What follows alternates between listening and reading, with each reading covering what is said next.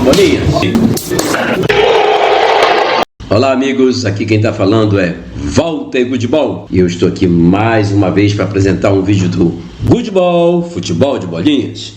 Nos vídeos anteriores falamos sobre a origem e a história do Goodball e agora nós vamos falar sobre os princípios que norteiam as regras e a forma de jogar que garantem a integridade e a justiça do jogo.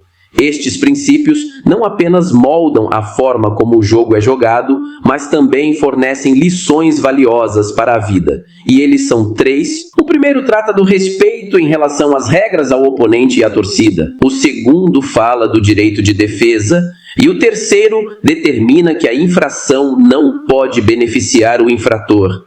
Vamos logo falar do primeiro.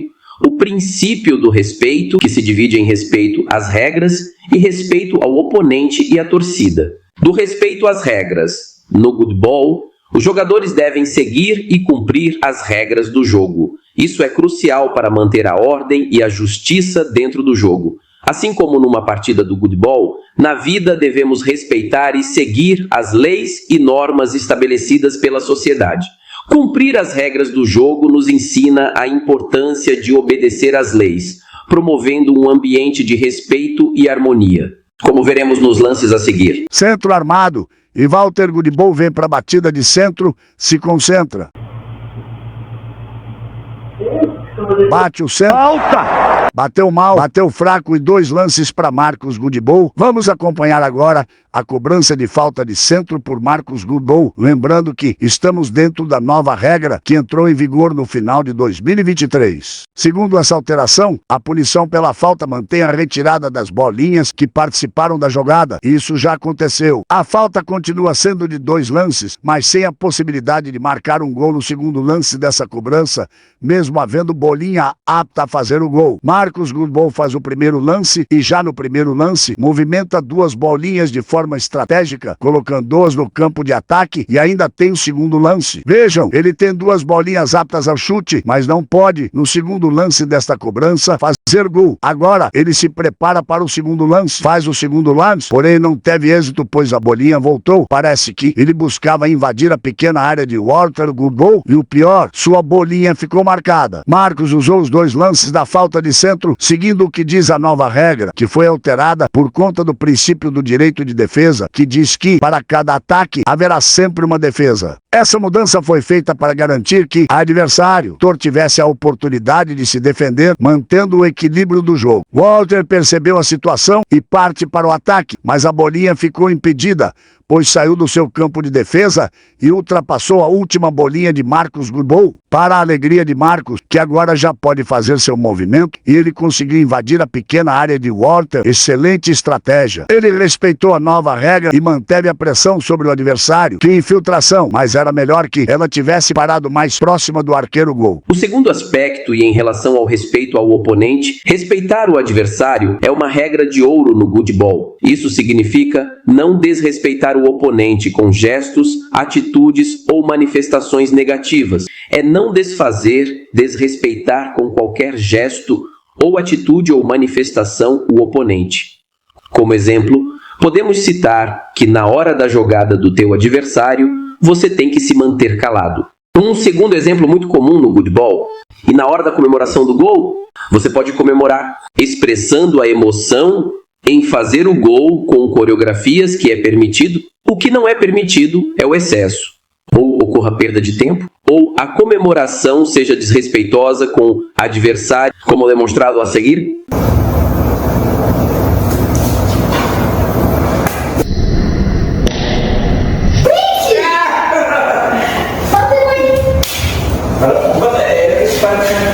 Esse ponto é também aplicado na regra que fala sobre a cobrança da penalidade apontada à infração. O jogador que cometeu a infração, após posicionar a sua bolinha arqueiro-gol ou a bolinha goleiro, deve se afastar do campo sem poder fazer nenhum tipo de comentário ou gesto, pois caso aconteça de o adversário errar a penalidade, ele terá direito à nova cobrança. Para finalizar, podemos dizer que na vida, a aplicação desse respeito ao oponente se traduz em tratar os outros com dignidade e consideração, mesmo em situações de competição ou conflito. Demonstrar respeito ao próximo, seja no trabalho, na escola ou em outras áreas da vida, ajuda a construir relacionamentos saudáveis e a promover um ambiente de respeito mútuo.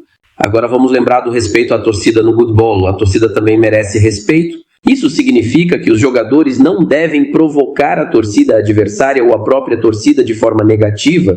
Comemorações excessivas ou desrespeitosas são desencorajadas. O jogador deve expressar sua alegria de forma respeitosa, sem causar desconforto ou desrespeitar os espectadores.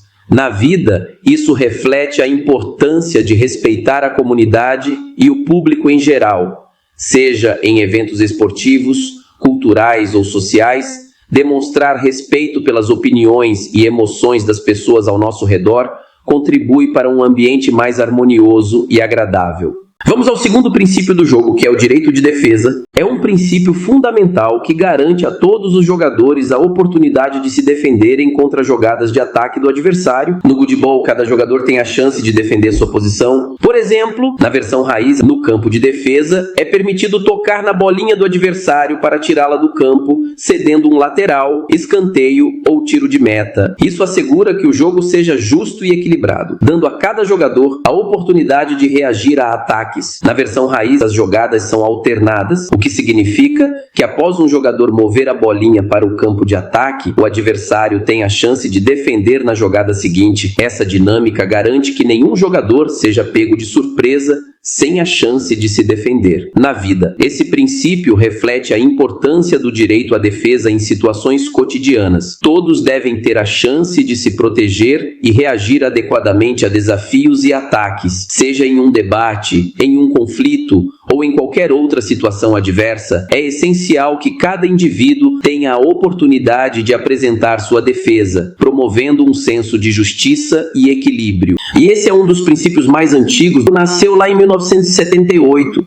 Lembra no vídeo Origem e Histórias do Futebol? Quando se criou as regras para fazer gol, verificou-se que para fazer gol, a bolinha que vai fazer o gol teria que estar no campo de ataque, pois se pudesse chutar do campo defesa, o jogo não teria graça, pois o adversário não teria como se defender. Assim foi criada a regra que para fazer gol, a bolinha ou a bola tem que ter ultrapassado a linha do meio de campo, saindo de sua defesa, indo para o campo de ataque, oportunizando ao adversário o direito de se defender. Lembrando que a bolinha que chuta pode estar no campo de defesa, mas a bola que vai fazer o gol tem que estar no campo de ataque. Sendo que essa possibilidade de fazer gol com uma bolinha chutando da defesa só é possível no gol de placa, que é um dos tipos de gols de origem das nossas brincadeiras de bolinha de gude. Na versão raiz, ou sources, onde as jogadas são alternadas. Ao fazer uma jogada e conseguindo fazer sua bolinha passar da linha de meio campo, na jogada seguinte o adversário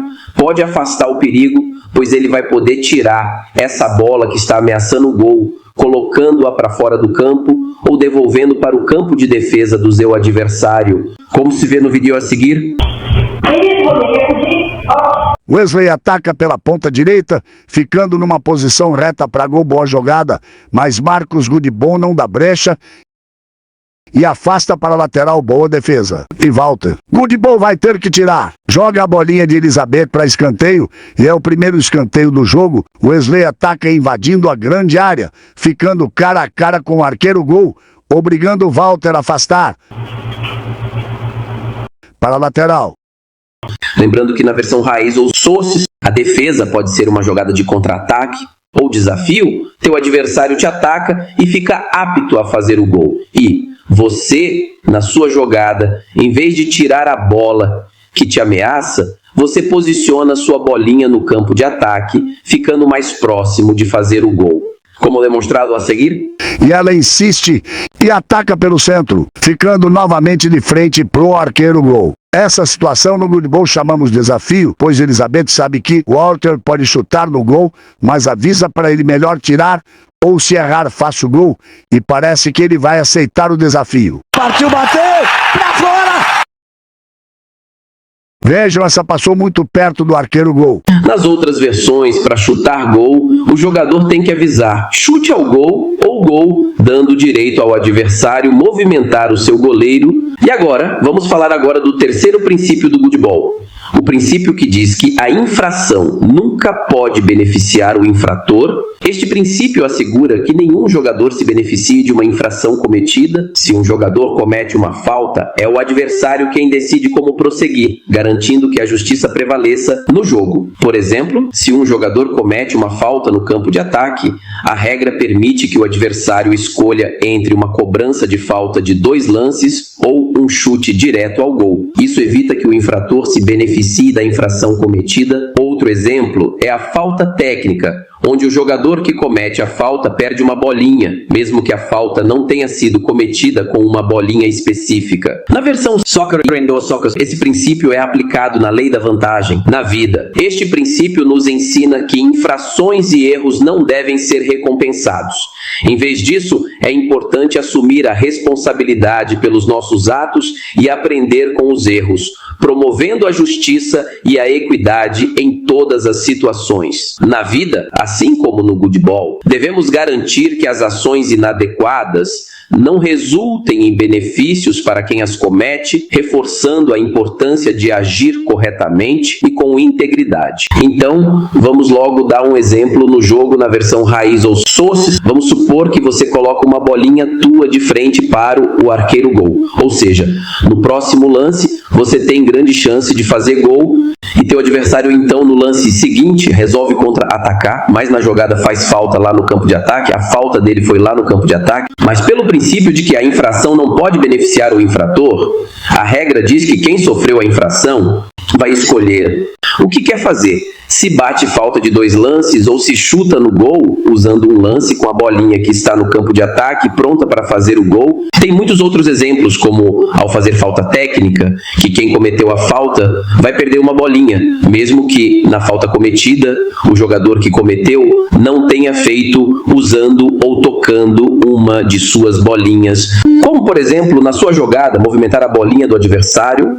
Na versão Soccer, este princípio e usado na lei da vantagem, no vídeo de regras sobre faltas e faltas técnicas, você vai ver muito deste princípio. Esses princípios não apenas orientam o jogo de Goodball, mas também proporcionam lições valiosas para a vida, promovendo um ambiente de respeito, justiça e equidade tanto no jogo quanto fora dele. Um grande abraço e eu já estou esperando vocês para o próximo vídeo que vai falar dos objetivos do jogo.